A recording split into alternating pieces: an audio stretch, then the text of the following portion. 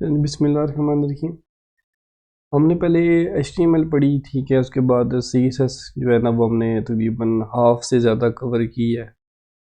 अब उसके बाद जो है वो डायरेक्ट जो है ना मैंने PHP स्टार्ट कर दिया। उसकी वजह ये है कि क्योंकि ना अभी आपकी मतलब वाइवा की डेट्स वगैरह जो है ना वो आने वाली हैं, मतलब वाइवा भी अभी नज़दीक ही है। तो बेहतर यही है कि बंदा जो है वो PHP के ऊपर फोकस करे। तो साथ में फिर हम बूटस्ट्रैप भी करते रहेंगे, CSS भी साथ साथ ही करते रहेंगे जो रहेगी है, ठीक है। बीच में एक आधी क्लास उसकी भी हो जाया करेगी, ठीक है। वो इतना मुश्किल को नहीं है, जब हम PHP करेंगे तो ऑटोमेटिक वो भी साथ में इंक्लूड होते जाएंगे, तो वो समझ भी आसानी से आ जाएंगे। जब हम जो जितना हमने पहले पढ़ा है ना, ठीक है, HTML जो हमने पढ़ी है, ठीक है, बेसिकली वो होती है उसको वो स्टैटिक होती है, ठीक है। HTML जो है आपकी स्टैटिक होती है। अब स्टैटिक क्या बनाए, डायनेमिक क्या होता है, पहले मैं आपको इसका डिफरेंस बता दूं कि ये दोनों में डिफरेंस क्या है। ये भी सवाल मतलब लास्ट टाइम तो पूछे गए थे कि HTML क्या है, वो स्टैटिक है या डायनेमिक है। तो वो बेसिकली स्टैटिक होती है। HTML जो है वो बेसिकली ब्राउज़र सपोर्टेड होती है, ठीक है। ब्राउज़र जो है वो HTML को ही जो है वो रीड करता है, PHP को रीड नहीं करता। PHP बैकएंड पे काम कर रही होती है। ब्राउज़र के ऊपर जो ये जो चीज़ें सारी डिस्प्ले हो रही हैं, ये बेसिकली HTML के थ्रू ही हो रही हैं और ये फिक्स्ड है, ठीक है। ये चेंज नहीं हो सकती, ये स्टैटिक होती हैं। स्टैटिक का मतलब फिक्स हो जाना, ठीक है। जैसे यहाँ पे HTML ट्यूटोरियल लिखा हुआ है ना, तो ये स्टैटिक है, ये फिक्स है यहाँ पे, क्योंकि हमने बैकएंड पे HTML के अंदर जो कोड लिखा है वो यही लिखा है। तो यहाँ पे जो भी चीज़ लिखी जा रही है वो यही है, ये हेडिंग है और साथ में जो चीज़ लिखी गई है इसके अंदर ये वो सेम ऐसे ही रहेगी। जब भी आप इसको रिफ़्रेश करेंगे कभी चेंज नहीं होगी, तो चेंजेबल नहीं होती, ठीक है। तो इसलिए इसको हम कहते हैं स्टैटिक। CSS जो है वो स्टाइलिंग के लिए हमने यूज़ की थी, ठीक है। अच्छा जी, तो 2 मिनट। तो अब जो है जो PHP है ना, ये बेसिकली होती है डायनेमिक। मतलब इसमें क्या होता है कि हम वेरिएबल वगैरह मतलब वेरिएबल डिक्लेयर करते हैं, वेरिएबल में डाटा स्टोर करवाते हैं, ठीक है। और मतलब वो जो है वेरिएबल को फिर हम प्रिंट करवा लें, कुछ भी करवा लें, तो वो जैसे जैसे वेरिएबल की जो जो डाटा हम वेरिएबल में पुट करेंगे वो जैसे जैसे चेंज होगा। मतलब फॉर एग्जांपल आपके सामने एक इनपुट साइन अप का पेज है, आपने वहाँ पे एक दफ़ा मेरा नाम दिया, साइन अप पे क्लिक किया, वहाँ पे जो मेरा नाम सेव हो गया। फिर आपने अपना नाम दे दिया, साइन अप पे क्लिक किया, वहाँ पे वो सेव हो गया। वेरिएबल सेम रहता है, ठीक है। उसमें जो वैल्यू होती है वो चेंज होती रहती है, कभी मेरा नाम जा रहा है, कभी आपका नाम जा रहा है, ठीक है। तो वो होता है जी डायनेमिक, ठीक है। तो वो चेंजेबल है, ठीक है। अब इस चीज़ को जब हम PHP को स्टार्ट करते हैं, ठीक है, तो इसके लिए हमको चाहिए होता है सर्वर। ये इसको हम ब्राउज़र के ऊपर डायरेक्ट रन नहीं कर सकते। मतलब जैसे मैंने कहा था कि HTML जो है वो डेस्कटॉप के ऊपर अगर आप उसकी फ़ाइल क्रिएट करें तो वो चल जाती है। इसके लिए आपको जो है सर्वर चाहिए होता है, जैम्प होता है, वैम्प होता है, ये आप यूज़ कर सकते हो, ठीक है। तो मैं जैम्प यूज़ करूँगा, मैं आपको जैम्प डाउनलोड करना सिखाऊंगा, ठीक है। आज जो लेक्चर होगा बेसिकली इसी के ऊपर होगा। मैंने तो शॉर्ट आपको इंट्रो दिया कि हम जैम्प को क्यों यूज़ करते हैं, क्या वजह है, आपको पता होना चाहिए। ये बेसिकली एक सर्वर साइड स्क्रिप्टिंग लैंग्वेज है। जो स्क्रिप्टिंग लैंग्वेज होती है उसका मतलब ये होता है कि आप उसमें स्क्रिप्ट लिखते हो, ठीक है। उसमें आप जो है वो स्क्रिप्ट लिखते हो, ठीक है। तो वो स्क्रिप्ट जो है वो चलती है, वो हैंडलिंग होती है HTML के ज़रिए, फ्रंट पे आपको शो हो रही होती है। तो PHP जो है वो ओपन सोर्स है और फ्री है और ये डायनेमिक होती है, ठीक है। तो ये चीज़ है, वेब पे यूज़ होती है बेसिकली ये। तो इसके लिए हम जो है जैम्प को करेंगे इंस्टॉल। आपने गूगल पे आना है, यहाँ पे आके आपने ये जैम्प वेबसाइट है, फ्री ऑफ कॉस्ट है, कोई इसकी कुछ एक्स्ट्रा चार्जेस नहीं है, कुछ भी नहीं है। आपने इस विंडो पे क्लिक करना है, अगर आप विंडो यूज़ कर रहे हो तो थोड़ी देर बाद यहाँ पे खुद डाउनलोड होना स्टार्ट हो जाएगी। अगर नहीं होती फिर इस पर क्लिक कर देंगे तो हो जाएगी।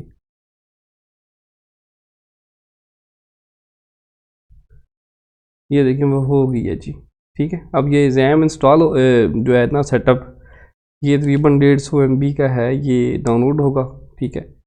डाउनलोड होने के बाद जो है वो कुछ सेटअप इस तरह करके होगा।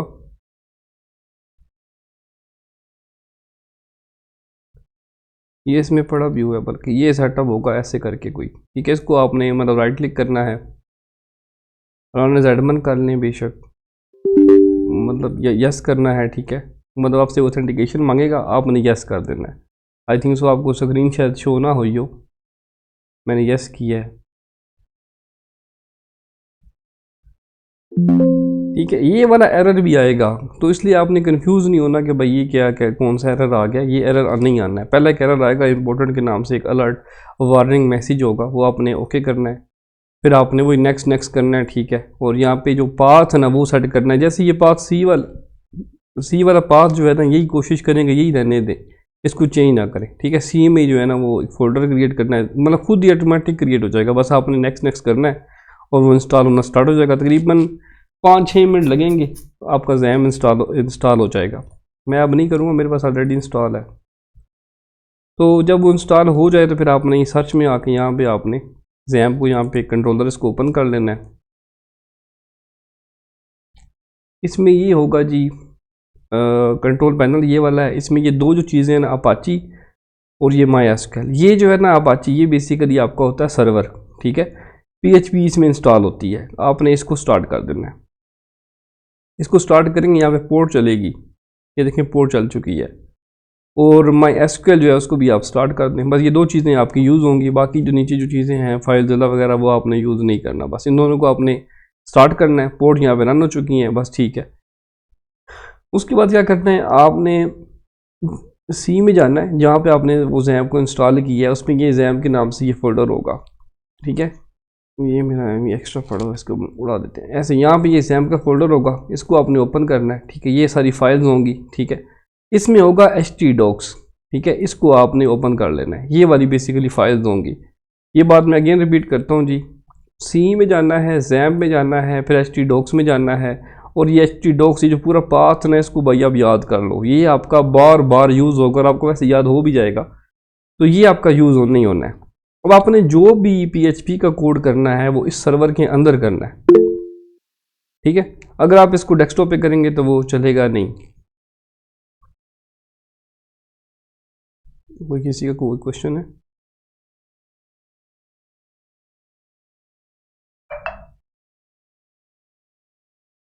ये आपने जो तरीका बता रहा हूँ आपने ऐसे फॉलो करना है। अगर आपने अभी प्रोजेक्ट क्रिएट करना है, ठीक है, तो जब जैसे फॉर एग्जांपल आपने नया प्रोजेक्ट बनाना है, ठीक है, तो उसको कैसे करेंगे वो फिर हम इंशाल्लाह कल जो है ना एक नया जो प्रोजेक्ट है वो बनाएंगे PHP के ऊपर, ठीक है, और बना के उसको रन करेंगे। आज जो है वो बेसिकली हम ये देखते हैं कि मैंने जो आपको प्रोजेक्ट फाइल भेजी है वो हम रन कैसे करेंगे, ठीक है।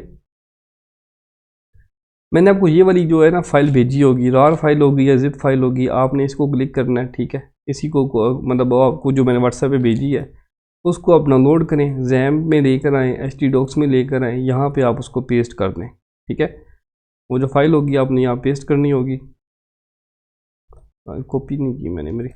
आपने क्या करना है, इसी के ऊपर राइट क्लिक करना है और आपने उसके बाद सी मोर ऑप्शन पे क्लिक करके इसको एक्सट्रैक्ट हेयर करना है और आपका ये फोल्डर बन के आ जाएगा। इस फोल्डर को ओपन करेंगे, इसमें लाजमी SQL फाइल होगी। SQL फाइल जो है ना उसकी एक्सटेंशन आप यहाँ पे चेक कर लें, उसकी जो टाइप है वो SQL होगी। हो सकता है ये फाइल जो है किसी फोल्डर में पड़ी हो सकता है कहीं बाहर यहाँ पे पड़ी हो, ठीक है। आप यहाँ से टाइप उसकी देखेंगे ना कौन सी टाइप है। अगर उसकी टाइप जो है SQL होती है तो वही आपकी जो है बेसिकली SQL फाइल होगी, ठीक है। उस फाइल को आप यहाँ पे इसको मतलब इसका जो है डेटाबेस का जो नेम है, ये जो नेम लिखा हुआ है इस पर आप क्लिक करें, F2 प्रेस करें या फिर रीनेम पे क्लिक कर दें, ठीक है। ऐसे करके मैं अगेन इस पर क्लिक करता हूँ, अब मैं रीनेम पे क्लिक करता हूँ, तो ऐसे करके ये आएगा। यहाँ से आप इसको कॉपी कर लेंगे, मतलब ये मैं बेसिकली कॉपी कर रहा हूँ उसका प्रॉपर नाम, ठीक है। .SQL जो है ना साथ में वो आपने कॉपी नहीं करना, बस ओनली ये जो आपका ये जो नाम है ना इसका SQL का डेटाबेस का, ठीक है, तो उसका प्रॉपर नाम होना चाहिए। फिर आप यहाँ पे जैम को ओपन करेंगे, यहाँ पे एडमन के ऊपर क्लिक कर दें। ये MySQL का जो एडमन होगा इस पर आपने क्लिक करना है। क्लिक करते ही थोड़ी देर बाद आपका local host PHP MyAdmin run हो जाएगा। फिर यहाँ पे आपने न्यू पे क्लिक करना है। सेम जो मैंने नाम कॉपी किया था मैं यहाँ पे Ctrl+V करूँगा, ठीक है। इसी नाम से डेटाबेस में क्रिएट करूँगा। डेटाबेस मेरी देखिए इस नाम से क्रिएट हो चुकी है। इसके बाद मैं क्या करूँगा, इसी के ऊपर क्लिक। आफ्टर डैट ये देखें जब मैं इस पर क्लिक करूँगा, ठीक है, तो ऐसे करके आपके सामने ये चीज़ शो होगी। आपने क्या करना है, यहाँ पे इंपोर्ट पे क्लिक कर देना है। इस पर क्लिक करके उसके बाद इंपोर्ट पे क्लिक करना है। ठीक है, अब देखिए मैंने इस पर क्लिक किया हुआ है, साथ में मैंने इंपोर्ट पे क्लिक किया है। यहाँ पे मेरी डेटाबेस चूज़ है। ठीक है, अब मैं यहाँ पे चूज़ फाइल पे क्लिक करूँगा और वहीं सेम टू सेम सी में, जैप में, htdocs में, ठीक है, और जो मेरा प्रोजेक्ट का जो फोल्डर का नेम है वो, साथ में SQL फाइल, इस पर क्लिक करके मैं यहाँ पे नीचे आके इंपोर्ट पे क्लिक करूँगा, वो इंपोर्ट हो जाएगी। रन हो रही है, थोड़ी देर बाद ये देखें इंपोर्ट हो चुकी है। अगर ऐसे मैसेज शो हो जाए सारे, मतलब येलो येलो, तो मतलब ये है कि वो आपकी प्रॉपरली इंपोर्ट हो चुकी है। इसमें देखें यहाँ पे ये टेबल बन के आ जाएगा। इसमें एक ही टेबल मेरे ख्याल में है यूज़र के नाम से। इसी के ऊपर आप क्लिक करें तो ये देखें सारे आपके यूज़र आ चुके हैं। अब इसको रन कैसे करना है, यहीं पे आप आ जाए, न्यू टैब ओपन कर लेते हैं। यहाँ पे आपने लिखना है जी लोकल होस्ट, ठीक है, फिर लिखना है /, यहाँ पे लिखना है गूगल के ऊपर, यहाँ पे नहीं करना। यहाँ पे आप लोकल होस्ट लिख रहे हो, ये बड़ा जो है अजीबो गरीब ही। फिर यहाँ पे जब सर्च करेंगे तो वो लोकल होस्ट वो वाला रन जो है ना, वो नहीं होगा। तो आपने यहाँ पे लोकल होस्ट /, जो भी फोल्डर का नेम, अब यहाँ पे डाटाबेस का नेम आपने चूज़ नहीं करना, आपने बैक आना है। यहाँ पे जो फोल्डर का नेम है ना, ये वाला क्या नेम है जी, प्रोटोटाइप, कोई स्पेलिंग की मिस्टेक ना हो, प्रोटोटाइप। ये करेंगे, ये देखें ऐसे करके रन हो जाएगा। इसमें ये छोटा सा प्रोजेक्ट था, मेरे ख्याल में ये साइन अप का पेज है, ठीक है, यहाँ पे लॉगिन का पेज बना हुआ है, ये रन हो चुका है। तो ऐसे ये होता है बेसिकली प्रोजेक्ट को रन करने का तरीका। ठीक है, अब ये रन हो चुका है। एक तो हमने ये काम कर लिया, इसको ब्राउज़र के ऊपर हमने रन भी कर लिया, इसकी डेटाबेस भी हमने ओपन कर ली, 2 काम कर लिए। तीसरा काम यहाँ पे ये होता है कि आपने इसको जो है एडिटर के ऊपर जो होता है ID होता है, ठीक है, उसके ऊपर आपने इसको ओपन करना होता है, इसका जो कोड है वो ओपन करना होता है। आप चाहें तो विजुअल स्टूडियो कोड यूज़ कर लें, आप चाहें तो सबलाइम यूज़ कर लें, PHP स्टॉर्म यूज़ कर लें, जो भी आपको सूटेबल लगता है। मैं सबलाइम टेक्स्ट यूज़ करता हूँ, तो आप सबलाइम टेक्स्ट जो है वो यहाँ से डाउनलोड कर सकते हैं, ये फ्री ऑफ कॉस्ट ही है। इसी पहले पे क्लिक करेंगे, डाउनलोड हो जाएगा।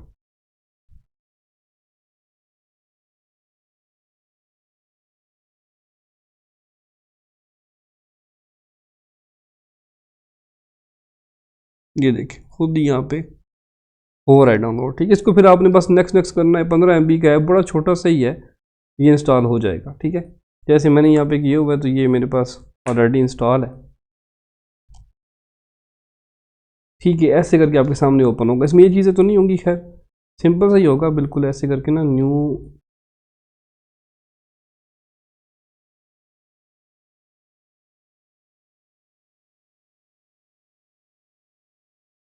आपने फिर करना क्या है जी, आप ये देखो आपके सामने सबलाइम टेक्स्ट जब ओपन हो जाए, ठीक है, आपने क्या करना है, अपने फाइल पे क्लिक करना है, ओपन फोल्डर पे क्लिक करना है।